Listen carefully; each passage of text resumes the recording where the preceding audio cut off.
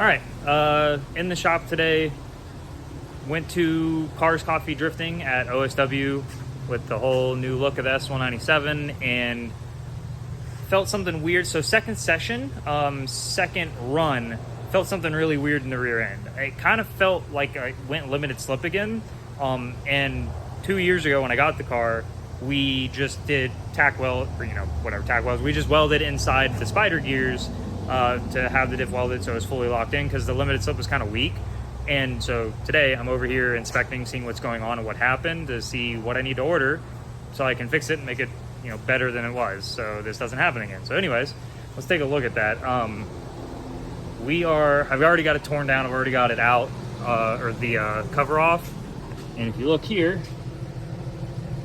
you can see where the weld broke, and it's like that on all four corners on both sides. And as you can see, no, we didn't weld it to the carrier or anything. Unfortunately though, with it being in here like this and the way it is welded together, I can't get the spider gears out by themselves from the carrier and save the carrier and the ring and pinion and all that stuff. So I've been wanting to go 410 on this thing anyway. I've been like kind of back and forth on it. But I did finally decide a couple months ago, yes, I want to go 410 gear in it. It makes the most sense for the gearing in the TR3650 to go 410, and I could use third more than likely on bank tracks and stuff. So just with some wheel speed calculation, I should be able to. It puts me at 10 miles an hour above what I am now in second, and then takes second and makes it 8 miles an hour slower. Which I don't usually, on the skid pad, get to limiter on second until I'm out of tire anyway. I usually have about 500 to 700 more RPM to go. So the 410 would make the most sense and work really well wheel speed wise. That being said, this was an unexpected expense because this was just a fun day, and I was gonna keep riding this honestly through the end of the year, and I was thinking about switching it out before the next competition that's supposed to be in November. Whether that's the Beast Coast Drift 235 comp, or if I get into King of OSW during Black Friday Drift. But either way, I really wanted to go 410, and now I have kind of the excuse to go do it. So yeah, we're gonna get this guy all swapped out and not have this problem anymore. So no more welded diff life, we're going to a mini spool. All right, before you say anything, yes, it's been a week since I last filmed. When I checked the diff out and everything initially to see what went wrong, that was a week ago. The parts finally came in, so now today I'm tearing everything down so I can get ready for tomorrow to put everything back together. But anyway, I guess the last time that I had these rear calipers off, which would have been when I put the hydro in and did new pads and rotors all around, I read Loctite at the caliper bolts and they were an absolute pain to get off, but I've gotten them off. So we're kind of back to where we were with a couple extra steps from the last clip you just saw when I had the cover off. So I've got the calipers off, the rotors off, I've got the exhaust out of the way and all that stuff again, and then I have the drive shaft out. So next I've got to pull the pin bolt, the pin, and then push the axles in, take the C-clips out, and pull the axles out. And then once the axles are out, undo my pinion flange, and then the pinion flange nut, and then once that's off and out of there, I'll go ahead and pull the carrier and knock the pinion out. So I'm gonna go ahead and get to that. So axles next. All right, well the axles are out and I went ahead and got the carrier and the pinion out. Nothing super crazy, they're chilling over here in a little bin.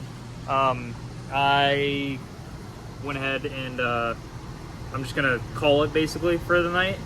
I really don't have a whole lot left to do. I mean, in reality, I guess I could punch the races out for the pinion bearings out of the housing, but I'm just gonna do that in the morning when I get here.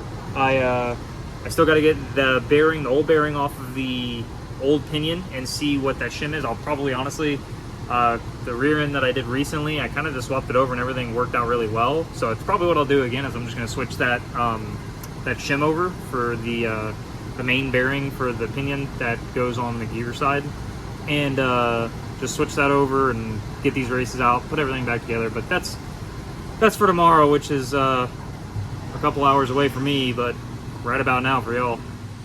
All right, I picked up all the parts. I'm back up at the shop now, and first things first, I'm going to actually go ahead and knock these races out. So those guys right there, you got one on the front, one on the back. We'll knock those races out. And then, so if you see this shim right here, so there's one that's underneath that bearing too, and that bearing's pressed on. So I'm gonna have to remove that bearing from the old pinion, pull that shim out, and then install it onto the new pinion. So I'm gonna get to doing the races first, and then once those races are out, I'll get that shim off of there, and we'll start installing everything. I mean, I'll probably knock those out, knock the new ones in, then do the pinion. Let's do that. All right, so here's the old pinion, old bearing. Already took the shim over here. That's it, deconstructed off the press. And then if you look over here, is the new pinion bearing and pinion bearings and all that. This is the shim that we needed. So this little guy, here's the new pinion. This little guy literally just sits like that. Just like that, right there. Don't forget that. That little shim right there will get your bearing preload and everything set. Well, I mean, obviously you still have to do the work, but it won't be right without that. So now this guy right here gets pressed on like that. So we're gonna go ahead and press that on, and then put a little bit of oil on this, a little bit of oil on that, stick it in the diff. So let's get to it. All right, it took me a little while because I didn't really have a tool for this, but new bearing is on. Can't really see it, but there it is, a little shim in there. So all the way pressed together, ready to go in the car. You're not supposed to do any grease or anything on these. It's just basically just coat them in gear oil. But here, I'll show you the tool that I made real quick. That being said, I'm saying I made a tool, but in reality, it's a piece of my old exhaust. It ain't the prettiest thing in the world. It's really crude, but it worked. Put it in the press and just press it on. I actually, where is it? I used, there it is. I used the old, that's not it. It's a different one. It's still up here because I had to press it back off. Yeah, so this is the old inner race for the old pinion bearing, and I just cut the cage off, took all the bearings out, and used the inner race to press the new one on, because I didn't have anything that was small enough to not hit the cage, but big enough to not get like super stuck, or like be able to actually make it all the way down the pinion. And then that was deep, like a piece of pipe. So I just kind of made that. It got, obviously the original race kind of got stuck back on the pinion, but I literally just put it back on the bearing splitter and just like tapped the top of it with a piece of metal, and it boop, popped right off. So anyway, this is now ready to go in the car. So I'm gonna put some oil on that, put some oil on this. Actually, what I'm gonna do is I'm gonna trap this guy first. And what I mean by that is you take this bearing, and then there's another shim right behind that little crush guy, a little shim right there. And those you can actually just pop right up in here, and then you put the seal on, and then the seal keeps the bearing from falling out or anything. So put all that together, slide the flange on, and then put the flange nut on and run it down, and then make everything to spec, tighten it to spec. So that's where we'll go next. We're gonna trap this bearing in there. All right, so this is what I meant by trapping the bearing. The bearing is now trapped by the seal. So I got the seal in. Next is just feed the pinion through the back up to here, and then put the flange on, and then the flange nut, and then tighten it down. So pinion going in next. All right, so one thing I have to say, when you go to put your pinion in, this little crush sleeve, make sure it's on the pinion. My first rear end I ever rebuilt, I forgot to put that on and wondered why it wouldn't, everything wouldn't work correctly. So, and torque down and be in specification, because I forgot that guy. So, yep, don't forget that. All right, so pinion in, flange is on, nut is tightened down. it's a little hard to get it on camera, but you have to. I'm impacting it on. I'm sure there's like a tool that you can bolt to the pinion flange and then crank it down with or a ratchet, but I don't have that tool. So I kind of hit it down with the impact and go in increments, because this is the tool that you have to use to well, not this one specifically, but basically it's an inch-pound torque wrench, inch-pound Newton-meter torque wrench. And what you do is, as you're spinning it, this actually, you know, moves to show you what it is. So instead of like a standard one that clicks, it's just as you're going, it tells you how much torque it's taking to actually spin the pinion. And that's with nothing else in the diff. It is just the pinion, seated in, bearings, and that's it. And it's supposed to be, if I remember correctly, OEM spec is on a brand new bearing set is 16 to 28 inch-pounds, and then like used is like 6 to 14. It's wildly light. But anyway, 16 to 28. I'm sitting somewhere around 25 to 30. It kind of like it's the cheap Amazon one, so it's like it's close enough. But anyway, we're between that range that we're supposed to be in. So now I can get the carrier all set up. For that, I've got to press the bearings on the carrier and get the ring gear on it. So, and then I'm going to use the factory shims and check to see where we're at. But yeah, next is ring and bearings on the carrier. All right, so we've got a carrier now with 1 bearing, 2 bearing, and a ring gear. These are all torqued to 77 foot-pounds.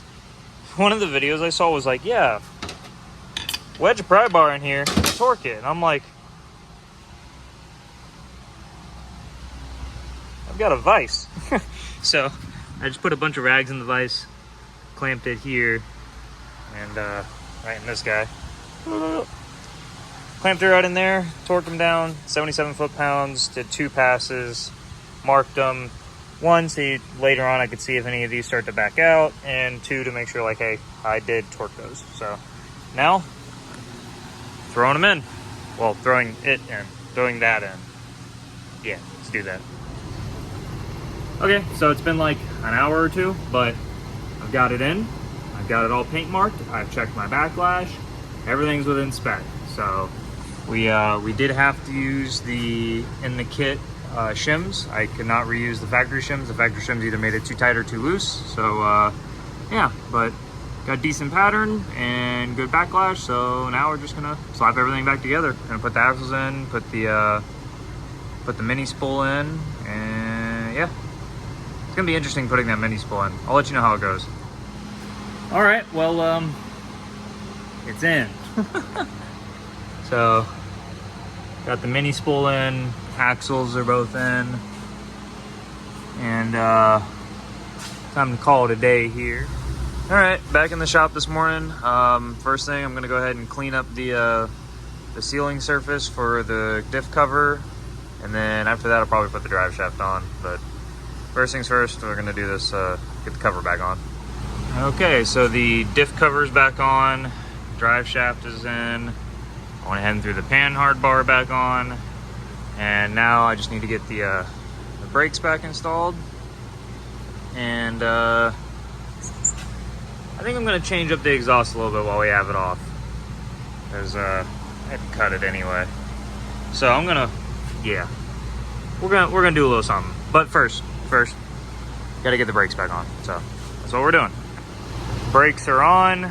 There's oil in the diff. And Forrest stopped by earlier and threw this exhaust together for me, and we got it hung up there into the body. But yeah, gonna go ahead and throw the tires back on, let it idle and warm up, because I'm gonna do an oil change on it, and just let it spin the diff basically.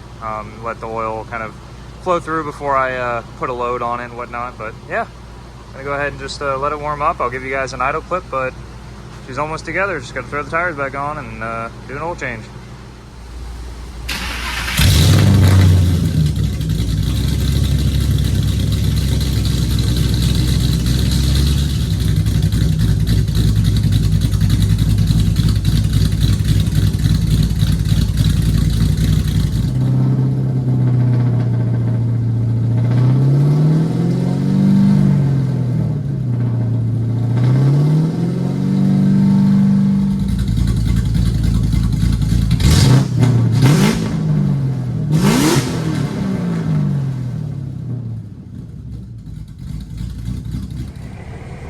just like that, the S197 is all set and ready to go for the next event.